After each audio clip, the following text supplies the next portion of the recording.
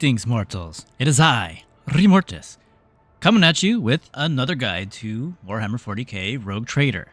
This time on everyone's favorite navigator, Cassia, a three-eyed, warp-sensitive navigator that you'll get access to early on in Act 1.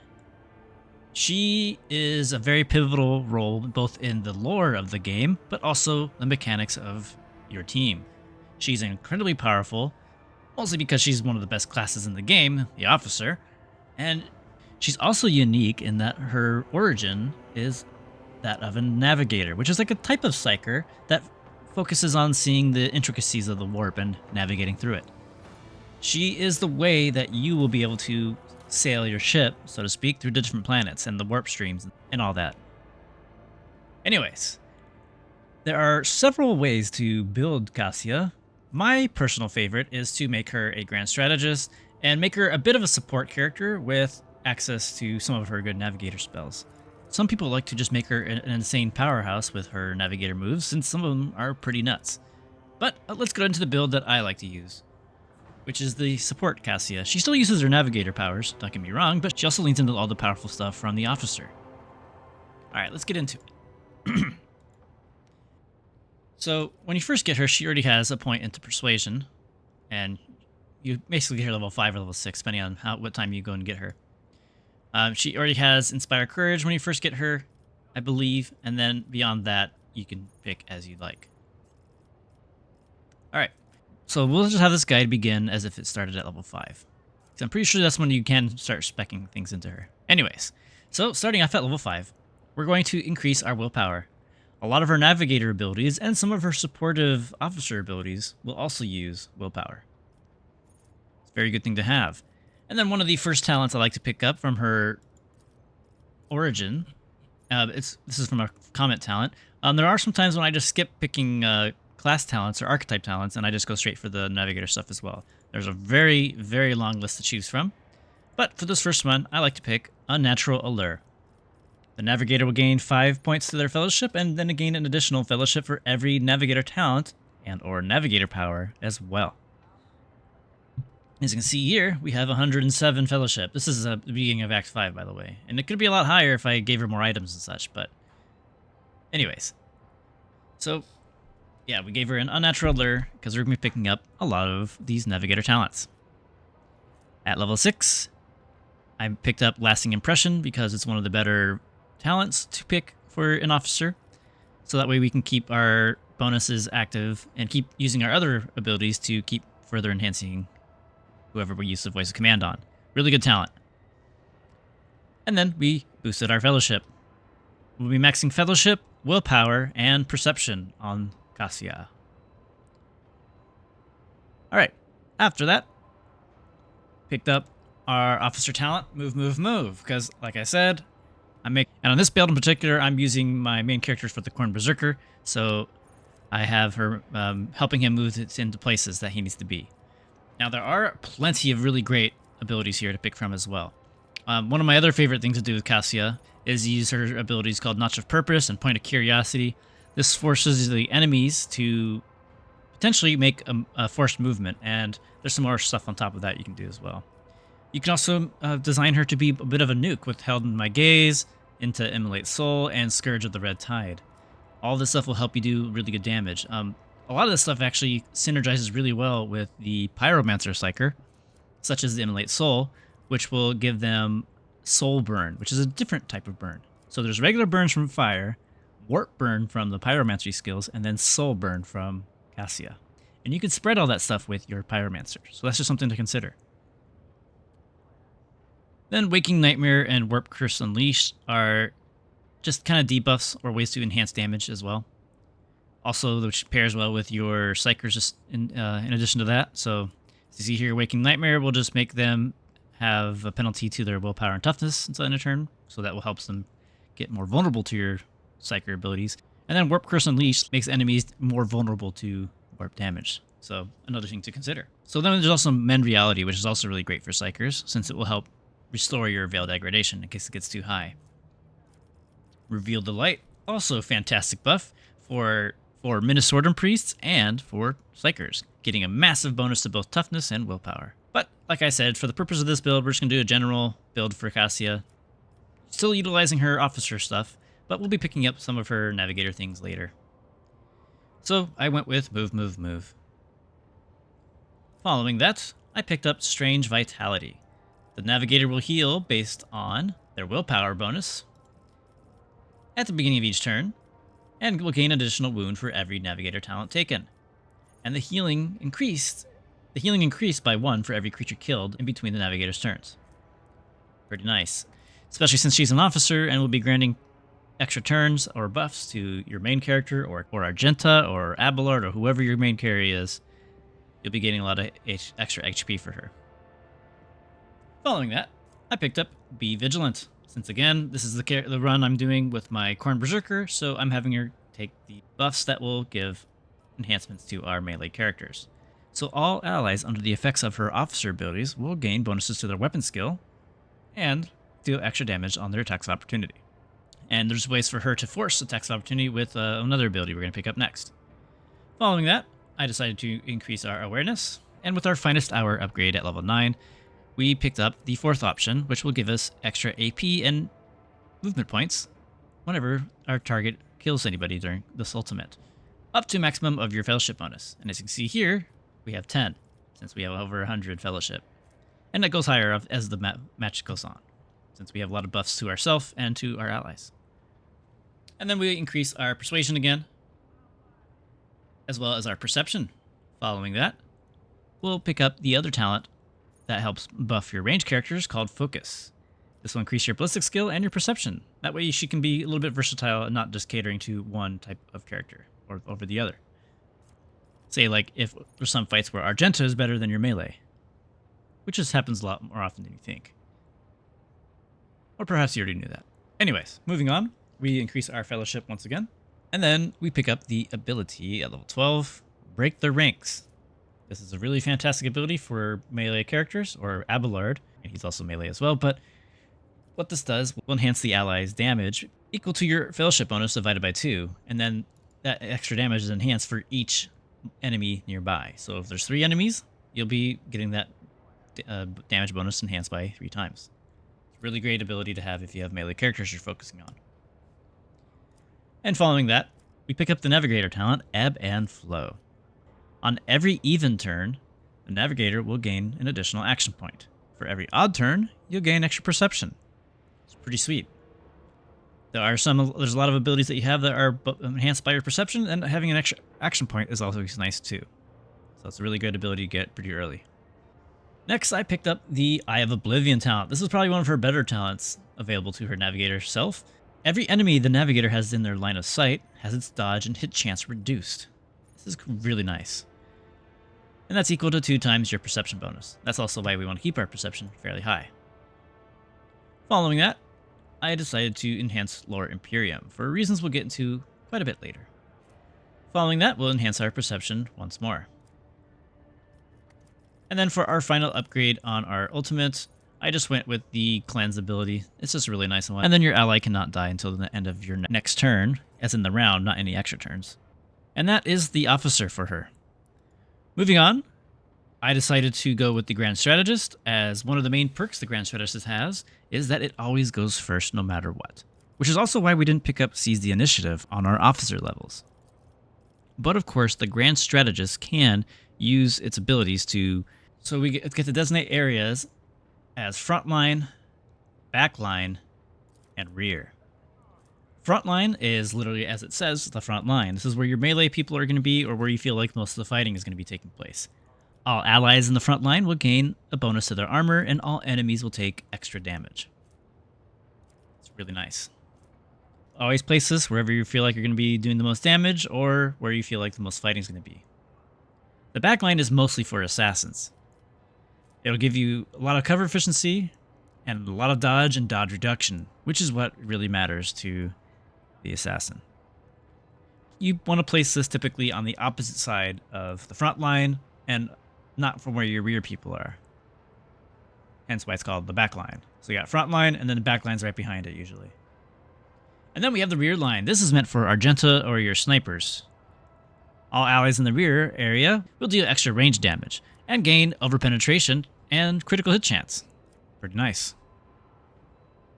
But typically, I mostly just use the front line in most fights. It can be a little tedious having to place all of them, but you don't have to.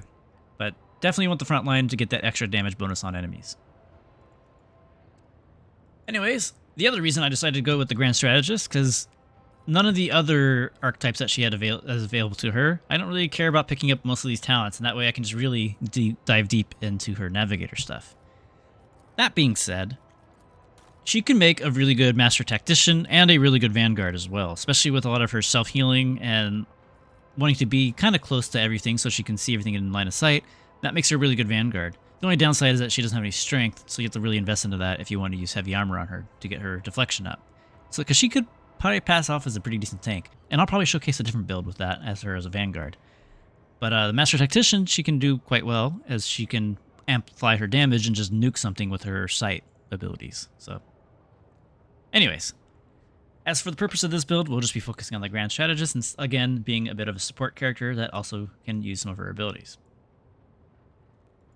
At level 17, I picked up her ability, Reveal the Light. This will enhance our willpower and toughness. The reason I went with this is because my main character is a Minnesotan priest, and he will benefit from having high toughness and willpower. Otherwise, you can definitely pick up any of these other abilities. The better ability for the Grand Strategist is called Combat Locust Stratagem, as there's a really cool item in the game that makes this ability's bonus doubled. So it become a quadrupled bonus on whatever that is, usually the front line, so you just enhance people's damage even more. But you don't have to pick it up, or you can if you want. I decided to go with the buff, and then go that route. Again, Notch of Purpose and Point of Curiosity are great abilities, as well as Held in My Gaze and Immolate the Soul, and even Scourge of the Red Tide. All pretty sweet. But for now, we went with the buff. Following that, I picked up Unblinking Stare. Until the end of combat, enemies damaged by the Navigator suffer an additional damage from all attacks of opportunity, and can't dodge them. That's the more important part.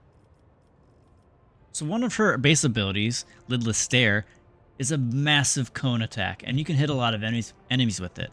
So if you can trigger attacks of opportunity on those characters, they cannot dodge those attacks of opportunity. Really nice. Moving along, we get our ultimate here. I've actually never used this at all. There's no point to, honestly, especially when the officer ultimate is available. Maybe taking hold's really good? I couldn't tell you. I've never done it before. At level 20, we get our first AP increase. This will let us help set up our first turn with either some damage or maybe some extra buffs. And I'll decide to enhance our perception. At level 21, we pick up Mind Over Matter. The Navigator makes all resistance tests using their willpower if it is higher than their base stat for each test. If the Navigator's willpower is higher than their toughness, the Navigator's wounds are also calculated according to their willpower. So this is why willpower is one of our main stats as well, since it will pretty much make it so instead of using our toughness, we use our willpower for most things. Pretty nice. Moving along, we enhance our Fellowship. The reason I also have them in order instead of going back to back is just because her stats are always kind of wishy-washy based on your other talents you pick. So most likely I picked up the Perception here, and then the Fellowship is to make them even with whatever her current bonus was at that time. Moving along, at level 22, we take our ability Held in My Gaze. The Navigator will deal damage to the enemy, and they must pass a resistance test or become immobilized until the next turn. It's not the most amazing ability, but it also only costs 1 AP, and it does pretty good damage. It is quite decent. Moving on, we enhance our Lower Warp skill. I probably didn't need to do this. I probably should have kept her on awareness and such, or maybe even a persuasion ability.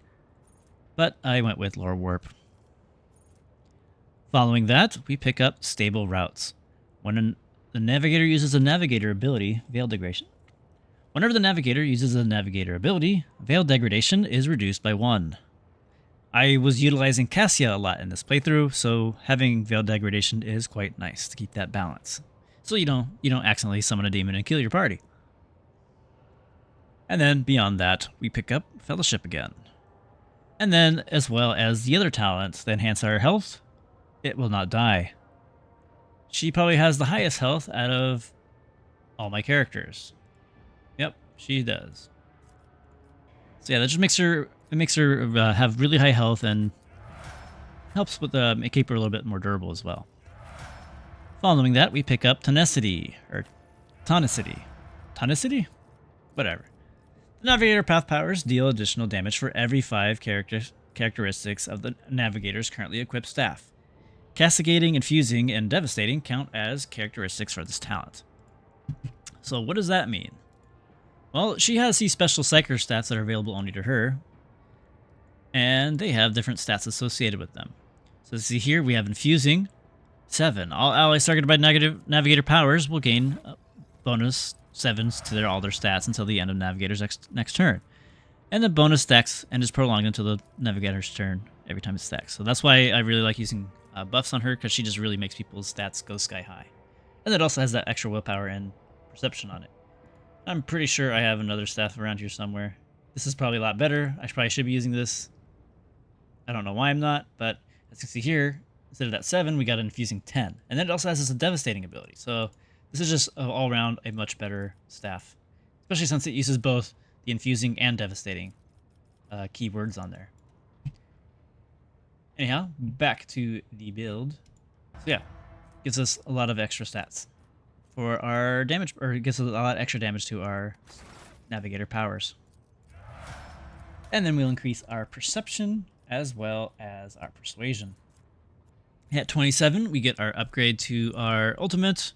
I'm pretty sure I just picked a random one and went with the we went with the 4th option to enhance the amount of action points granted by taking hold. Again, I never actually used this ultimate, and I probably should actually try it out, but I didn't.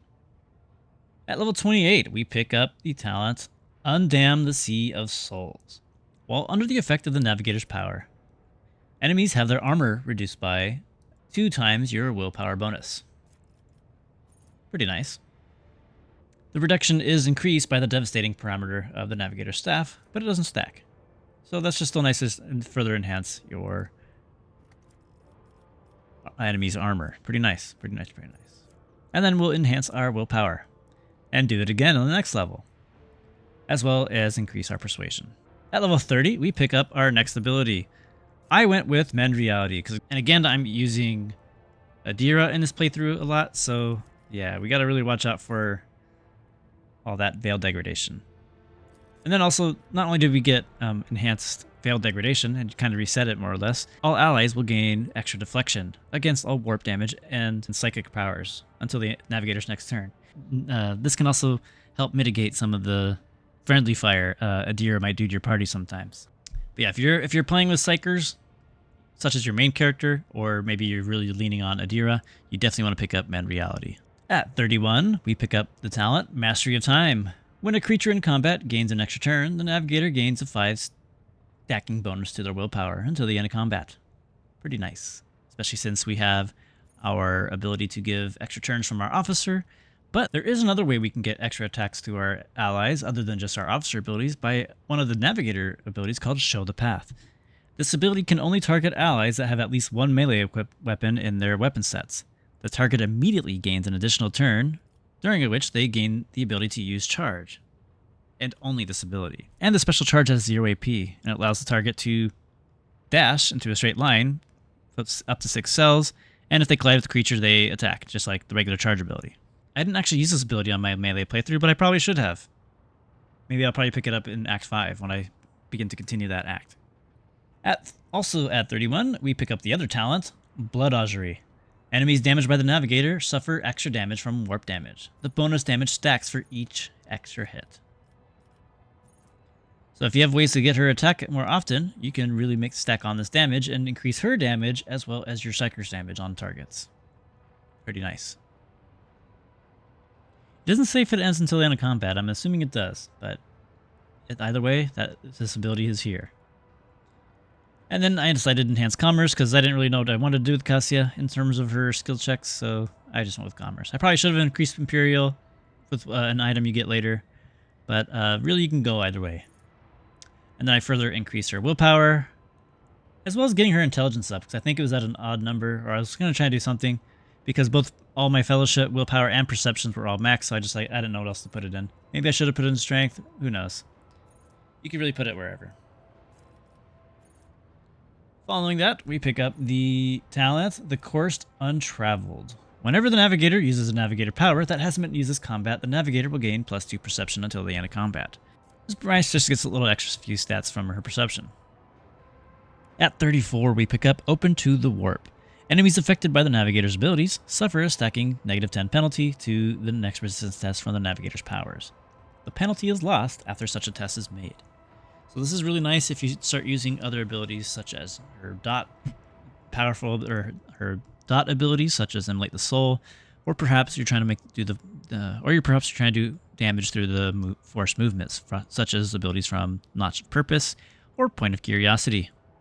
And lastly, we'll be picking up the Take and Hold upgrade number 3, which helps you reduce armor and dodge. Pretty nice. All right, and that is what I decided to go with the Grand Strategist. As you saw, I picked absolutely nothing from the Grand Strategist there. So let's move on to our Exemplar levels when I kind of remedied that mistake and I realized some stuff that's actually pretty solid there that I missed before. For her first Exemplar talent, I went with Eager Subordinates. When allies take actions on extra turns given by this character, they'll deal 15% more damage. It's just a no-brainer if you're playing an officer. Always pick up this talent. Following that, we picked up the Armor of Contempt ability, because again, my main character is melee, so I wanted to give him a little bit of survivability, in that he'll get extra temporary wounds whenever I use an officer talent, but also we increase their armor by a little bit as well. At 37, I picked up Persuasion, to keep moving that up, and picked up Perilous Ways. Enemies moved by the Navigator's abilities will suffer 11 damage. At the end of movement, this damage is increased by +2 for every cell the enemy moved. I probably should have picked up a movement ability, but I just figured I was going to do that later. And I just wanted to get an extra Navigator talent that I was going to get anyways, so here we are. At 38, we increase willpower and picked up the talent Threads and Faults. Whenever the enemy fails a resistance test against the Navigator's power, attacks against them gain extra critical hit chance. And then it resets if they have been crit. At level 39, I picked up her Immolate the Soul ability, which will deal damage in a line and also cause them to burn. And we increase our awareness. At level 40, we pick up the talent Firebrand. If the extra turn grants an ally movement points, they'll get an additional 4 movement points. And if they get an action point, they'll get an additional action point. Again, if you're playing an officer, you pick up this talent. It's really nice. And following that, we picked up Veil of Protection. Allies that are targeted by the Navigator's power gain 10% armor. This additional armor is reduced by the amount of Veil degradation to a minimum of +0% and increased by the infusing of the currently equipped Navigator staff. So that should be increasing our people's armor by 20% minimum. And then obviously increases more by the degradation. Oh no, it's reduced by that, sorry. So at maximum we get 20%. Pretty solid overall. And we'll further increase our willpower and pick up the talent More Than Possible from the officers. The target of Bring It Down gets an additional AP as they more than they normally would. And if they finish their extra turn using this ability with 0 AP, they will suffer a little damage. That extra AP is probably worth it though, especially at this point in the game. And then finally I succumb and decided to pick a Then I finally just succumb and decide to pick up a Grand Strategist ability with the Combat Locust Stratagem, which will double the effects of one area. And it gets dispels the other ones, which is another reason why I only really pick up the Frontline, since it will enhance damage, and this doubles that. So pretty sweet. And we increase our Fellowship. At 43, we pick up the talent Opening Strategy. The first stratagem used in a turn can be used a second time for 0 AP. I don't know if it'll mean it will double it again and double that enhanced damage again, but I've got to do some testing on that. And then we pick up another Navigator talent, Guide of Souls. The Navigator starts all turns, including extra turns, with extra move speed. And the first ally targeted by the Navigator's turn with a single target ability gains the same amount of additional movement points at the start of their next turn. Really nice to help get people in range of, or get them to where they need to be. And then we further increase our awareness. as well as combat meditation. The character gains 15 willpower as long as they have no ranged weapons equipped. Staves do not count as such weapons. So yeah, it's pretty nice. Nice exemplar talent to pick up. Gives you just flat 15 willpower. At level 45, we get another AP.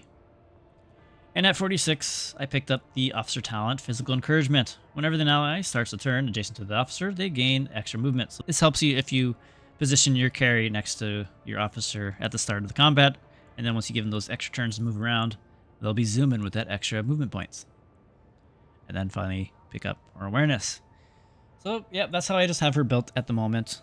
It's kind of wishy-washy on some of the other abilities I picked up, but for the most part, she supports her allies really well. Again, you can make her even more devastating based on whatever spells you pick. Notch of Purpose and Point of Curiosity were phenomenal on my sniper run. On this one, I'm really trying to bring out the best I can in the melee, which is why I picked up some of the melee-oriented things. I probably should have picked up Show the Path, since we can get that free extra charge and such, and then there's just other abilities in here that will coincide with that. There are plenty of other really great exemplar talents you can pick. Like Flag Bearer would be phenomenal with her, especially if you decide to go with the Vanguard route with her. Allies within 2 cells around the character will deal extra damage based on your fellowship bonus, and will suffer less damage as well. Pretty nice. But overall, you can't really go wrong as long as you pick these first few main exemplar talents. And then just pick whatever you feel like suits her the best. Alright, so now that we've seen the build, let's look at some of the items I have on her. So since she has a massive fellowship, it only makes sense that we try to take advantage of that. Her helmet I have on her is called the Commissar's Cap. It'll grant the wearer plus 10 to fellowship, and also enhances the critical chance to both yourself and your allies, also based on your fellowship. So right now, by having this, we increase everybody's crit chance by 10%. It's not the best helmet in the world, but it's still pretty nice. For chest piece, I have the Adaptive Flak Vest. Just makes her a little bit tankier at the start of combat and such. It's pretty nice. I'm sure there are plenty of other really good armors you could wear on her if you enhance her toughness, such to make her have heavy armor, for example. But that's for you to decide. And then the reason I really should have enhanced her Lore Imperium even further is for this talent here, the Chartist Pendant. The wearer gains plus 5 fellowship and plus 10 to commerce. And if the wearer has Dogmatic Adherent or above, your Lore Imperium stat will be depending on your fellowship instead of intelligence. And then you also get a little bit more Lore Imperium on top of that. Alright, that's cool and all. We get to enhance our Lore Imperium so that we can use our fellowship for the main stat. But why do we care about that? Well, that's for our other talent here. That's for our other item here called the St. Cognitus Scriptures. You'll get an additional 20 Imperium beyond what you'd normally have. And then the wearer gains extra armor and damage against Xenos and demons based on their Lore Imperium skill. Also, they can reroll a failed test once per test. And I think that counts for all tests. I don't think it's just for Lore Imperium. And then we picked up the item called Commander's Notes. Whenever the wearer uses Combat Locust, the benefits of the targeted zone are multiplied by 4 instead of being doubled. As for her gloves, they don't really matter. You can pick whatever you want. For her cape, I picked up the Nobleborn Mantle. While in combat, the wearer of this cloak will gain 15 to their fellowship whenever there are no enemies around a 4-cell radius. So, like I said, this one she's more of a supportive character, so I do have her hanging in the back, but I still try to get her line of sight as many people as I can. To hopefully give the debuffs from just her looking at people, but also to get this bonus from being near no enemies. And of course, we can't have our Commissar hat without our Commissar boots. Whenever the wearer chooses an ally as a target of their ability, the wearer will immediately gain extra movement points. The targeted ally also gains movement points until their next turn. Yeah, she's really crazy in terms of being able to move around and such, and also help your allies move around. There are plenty of items in the game to enhance her. You can put medium armor on her and she'll function just well. There's this other armor here that gives us even more perception. If we were going to be building a more offensive Cassia, I probably would have used those. But, yeah. She's really simple to use. Just pick you'll find various various Navigator stats throughout the game. Obviously, pick whichever one is stronger. If you feel like you're using buffs more, try to have ones with infusing on it. If you feel like you're just attacking things more with Cassia, then use Devastating. Or you can find a sweet item like this one, which has both. Alright, and that is the build for Cassia. If you'd like to see some footage of her, if you'd like to see her in action, feel free to look at any of my other videos because I always use Cassia in my parties. And surely you'll see her granting extra attacks or setting floors to certain battlefield things, such as the front line and such from her Grand Strategist side of things. Or you can use her to zap things like I mentioned before. Anyways, I really hope you enjoyed this build or perhaps learned something on how to build your Cassia. Please like, comment, and subscribe if you'd like to see more builds like this.